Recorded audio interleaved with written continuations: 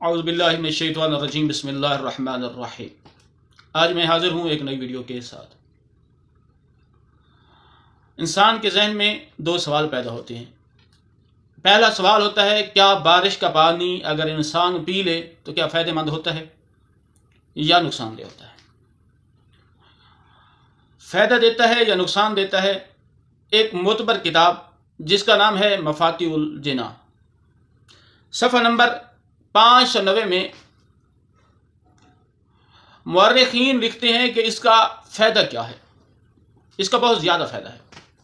بارش کے پانی کو اگر کوئی بندہ کسی برتن میں محفوظ کرے اور اسے پینے کا طریقہ کیا ہے اور اس پہ عمل کیا کرنا ہے، تو جناب امیر مرتضیٰ علی ابن ابی طالب فرماتے ہیں کہ جو بندہ بارش کے پانی پر یہ چند صورتیں پڑھے گا اس کو بہت زیادہ فائدہ ہوگا۔ کون سی صورتیں؟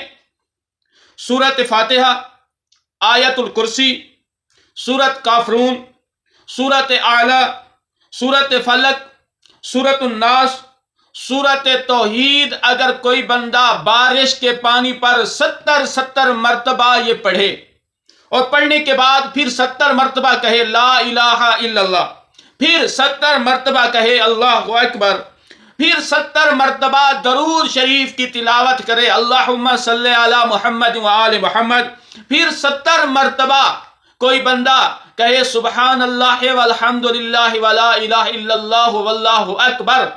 اگر یہ عمل اس پانی پر کرنے کے بعد وہ بندہ یہ پانی پی لے تو اس کو فائدہ کیا ہوگا؟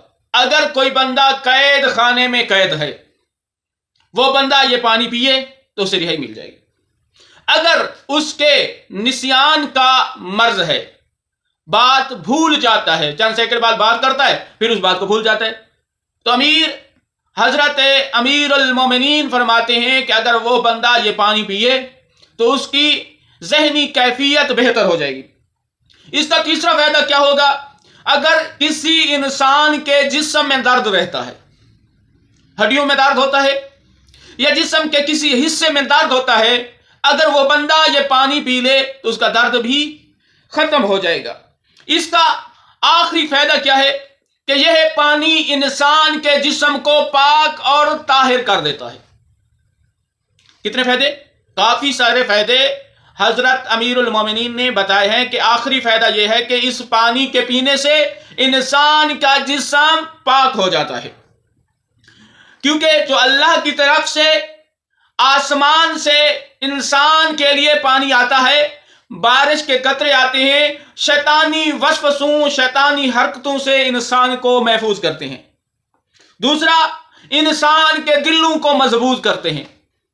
تیسرا، انسان کے جو قدم ہوتے ہیں وہ اپنے ایمان پر مضبوط رہ جاتے ہیں جو بندہ بارش کا پانی پیتا ہے۔ والسلام علیکم۔